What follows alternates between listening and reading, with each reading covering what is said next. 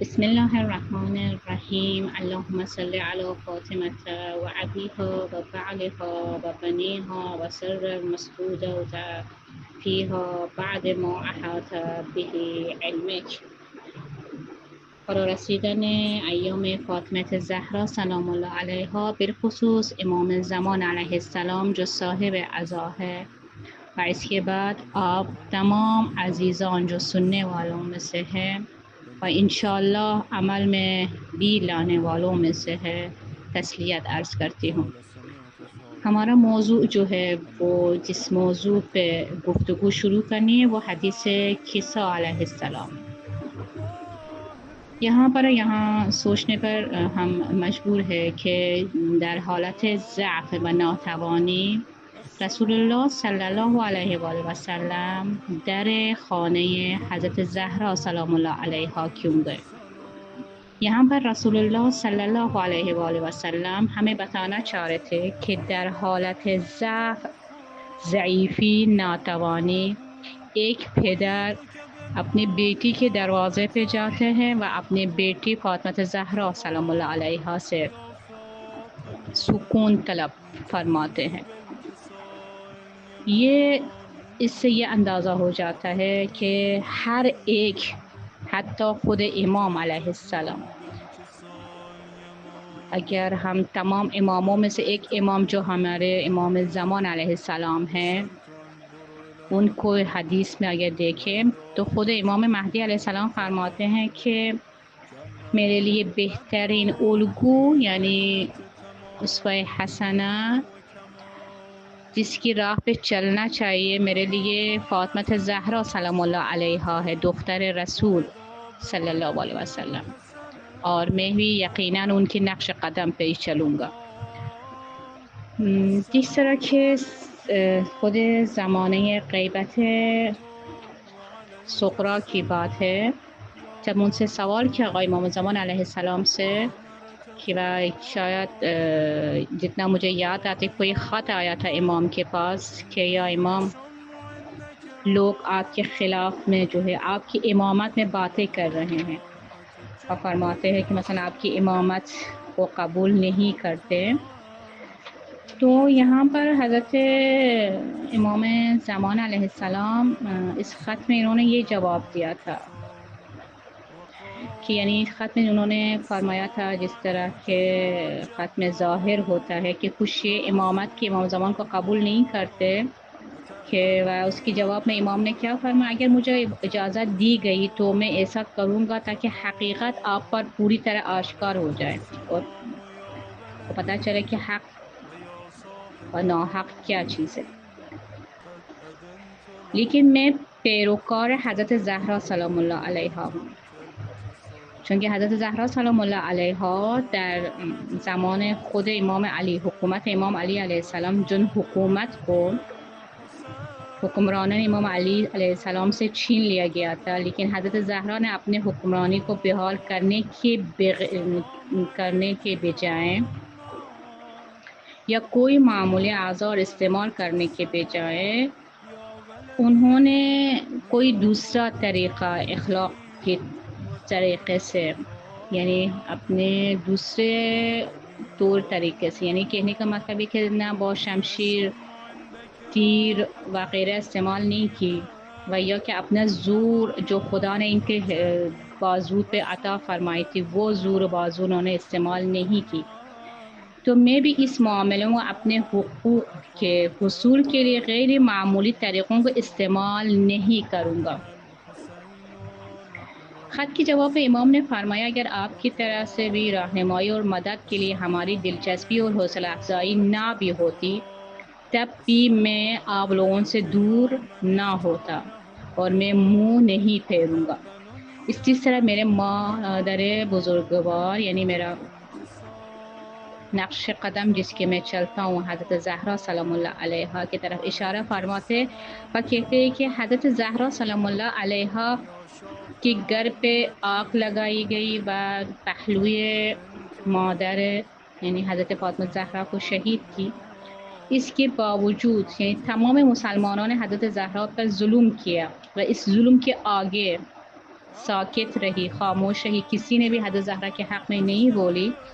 لیکن پھر بھی حضرت زہرا سلام اللہ علیہا ان کے لیے دعا اسی طرح کرتی رہی جس طرح پہلے کیا کرتی تھی، اور ان کے لیے خیر کی دعا مانگتی رہی۔ اور میں بھی حضرت زہرا سلام اللہ علیہا کی طرح لوگوں کو تنہا نہیں رکھوں گا، اور ہر دعا میں، ہر مشکلات میں اپنے امت کے ساتھ ہوں۔ ایران کے حالات بہت زیادہ کشیدہ تھے، اور اعلان کیا گیا کہ ایران میں کوئی ایسا کیمیکل کی ایک بم ہے جسے شیمیائی کہا جاتا ہے بزبان فارسی، وہ پھینکا جائے گا۔ یہ شیمیائی ایسے خطرناک تھی کہ سانس کا نالی میں چلے جائیں، وہ ان کا پھیپھڑے کو ختم و آنکھوں کی بینائی کو بھی انہوں نے ختم کرنے کا خدشہ بہت زیادہ تھا۔ لوگوں نے اعلان کر دیا کہ جتنا ہو سکے قم یعنی کو خالی کیا جائے اور یہاں سے لوگ ادھر ادھر یعنی چلے جائے، ہجرت کرے۔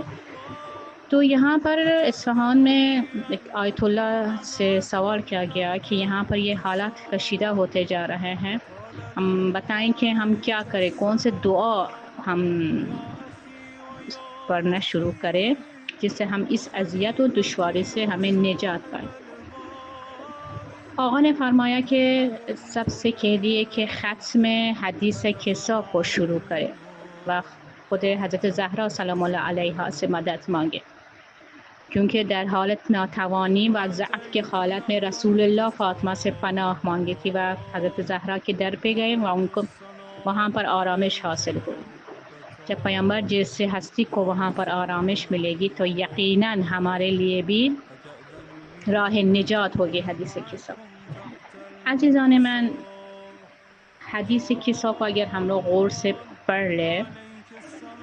دیکھیں کہ والد اور اولاد گھر کے اندر انٹر ہونے کے بعد فاطمہ زہرا سلام اللہ علیہا کتنے خوبصورت انداز میں رسول اللہ کو ویلکم کرتی ہیں و ان کو چادر میں بٹھا دیتے ہیں و چادر پہنا دیتے ہیں۔ و تھوڑی دیر بعد فرزند بزرگ حضرت زہرا امام حسن مجتبی علیہ السلام وارد ہو جاتے ہیں و دیکھیے کہ حضرت زہرا سلام اللہ علیہا کتنا خوبصورت انداز میں امام حسن کو خوش آمد کہتے ہیں و ان کو کیسے ہی مسکرانے کے انداز میں حضرت زہرا سلام اللہ علیہا ان کو حضرت حسن عسکری حسن مجتبی علیہ السلام کو خوش آمد کہتے ہیں۔ یہاں پر چند ویژگی‌های خصوصات حضرت زہرا علیہ السلام فرزند کے بارے میں کہ ہر سن مانند بزرگسالان احترام رکھتے تھے، یعنی ہر سن کو اسی کے حساب سے، بچوں کو بچوں کے حساب سے ان کا احترام رکھتے تھے، بڑوں کو بڑوں کی انہی کی حساب سے احترام کرتے تھے۔ ہمیشہ بچوں کو بیزی رکھتے تھے، خطاطی و یا ڈرائنگ وغیرہ کروا دیتے تھے حضرت زہرا سلام اللہ علیہ بچوں کو بھی تب۔ و دوسری جو آموزش ہے بچوں کو جو سکھاتے تھے وہ تھے کہ شعر و شاعری بچوں کو سکھایا کرتی تھی۔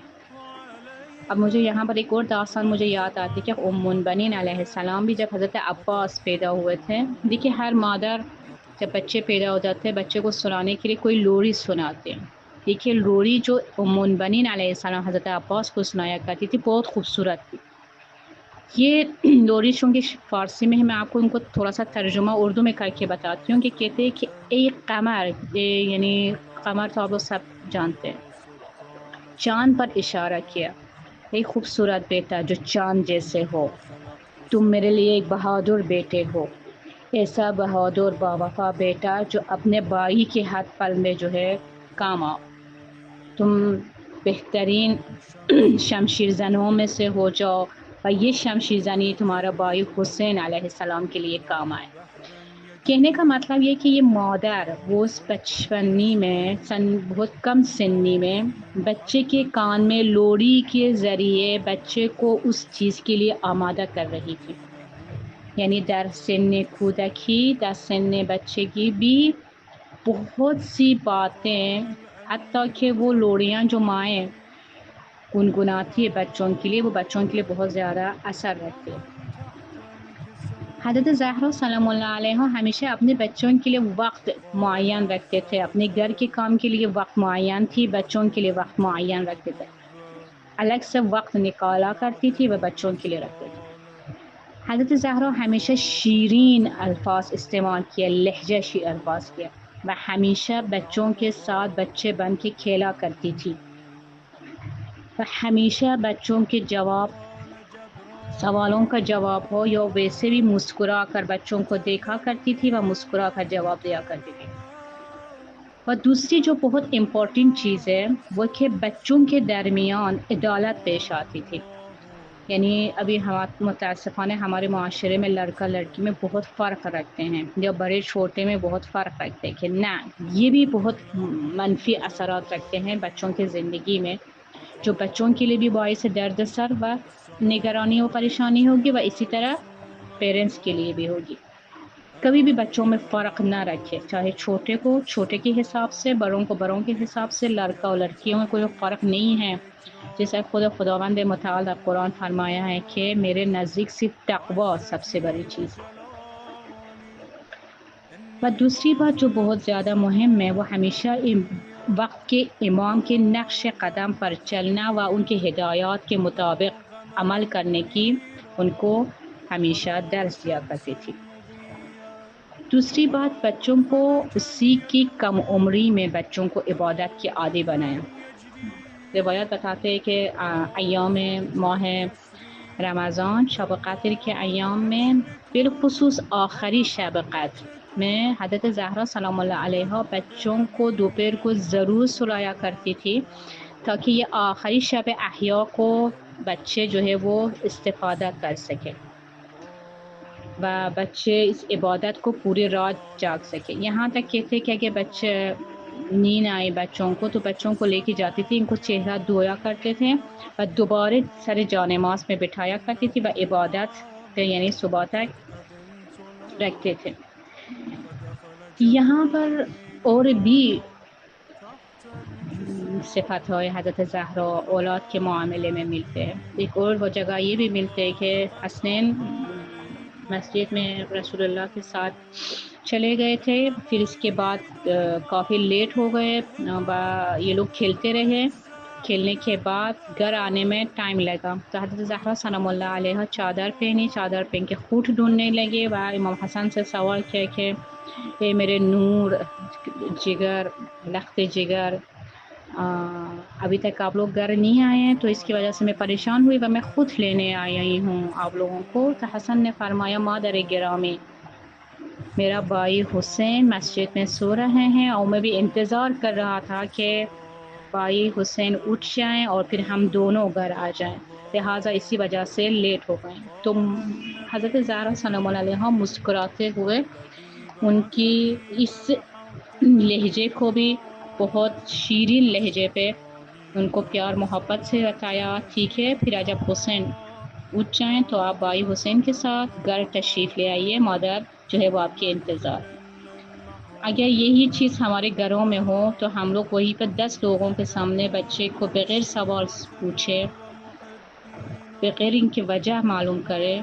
ان پر تھپڑ مارتے ہیں یا غلط الفاظ استعمال کرتے ہیں، جو بچوں کے زندگی میں بہت بڑی منفی اثرات رکھ سکتے ہیں۔ اور کچھ باتیں بچوں کی زندگی میں ایسا رہتے کہ ایک چھوٹی سی بات جو ہے وہ ہمیشہ کے لیے ان کی زندگی میں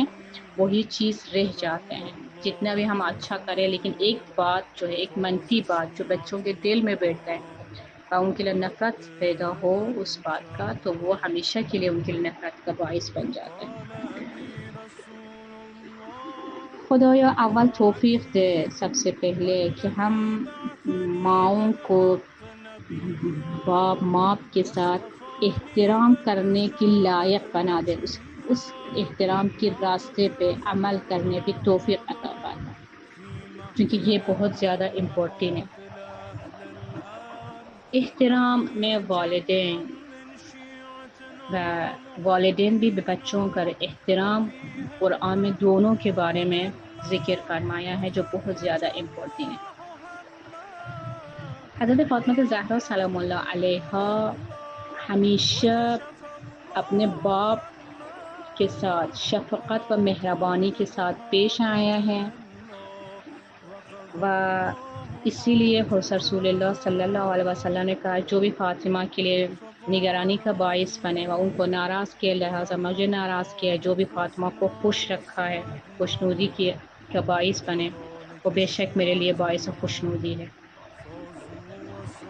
ایک داستان آپ لوگوں کی خدمت میں عرض کروں، سید احمد زنجانی نے فرماتے کہ ایک دفعہ قوم میں دو بھائی آپس میں لڑائی ہوئی تھی، اور اس میں سے ایک بھائی آقا کے پاس آیا اور آقا سے مدد مانگی، تو میرے ماں ہر وقت جو ہے وہ میرے پاس ہیں، وہ 6 مہینے سے وہ میرے پاس ہی ہے، و میں چاہتا ہوں کہ کبھی ماں میرے پاس ہی رہے، کبھی میرے دوسرے بھائی کے پاس رہے۔ یہ میرے ساتھ ناانصافی ہے کہ ماں اس کی بھی ہو لیکن زیادہ تر وہ میرے ساتھ ہی رہے۔ آقا کہتے کہ میں نے اس کی بھائی کو ڈھونڈتے ہوئے میں ان کے گھر چلا گیا، ان سے میں نے پوچھا کہ صحیح کہہ رہے، آپ کے چھوٹے بھائی کہہ رہے کہ ماں تو ہر وقت اس کے پاس ہے، آپ کے پاس کیوں نہیں ہے؟ کیا یہ وہ آپ کی ماں نہیں ہے؟ آپ کو بھی اس کے وقت لگانی